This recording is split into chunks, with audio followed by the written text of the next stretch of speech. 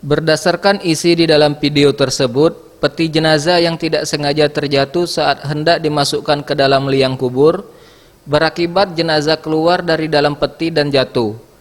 Sehingga terlihat pada video tersebut pihak keluarga korban emosi dan tidak menerima atas kejadian tersebut.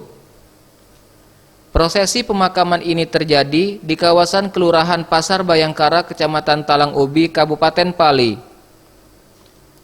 Ketua Gugus Tugas Percepatan Penanganan COVID-19 Kabupaten Pali, Junaidi Anwar, menyampaikan permohonan maaf yang sedalam-dalamnya kepada pihak keluarga korban dan masyarakat.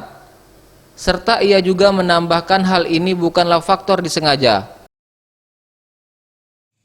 Dan terjadinya insiden itu sama sekali bukan merupakan hal kesengajaan kami, sama sekali di luar dugaan kami. Maka pada kesempatan yang baik ini kami selaku Ketua Gugus Harian COVID-19 mengucapkan permohonan maaf yang sebesar-besarnya kepada masyarakat dan kepada pihak keluarga, serta kejadian tersebut adalah hal yang di luar dugaan kami dikarenakan proses pemakaman sangat melelahkan sekali, sangat panjang sekali waktunya.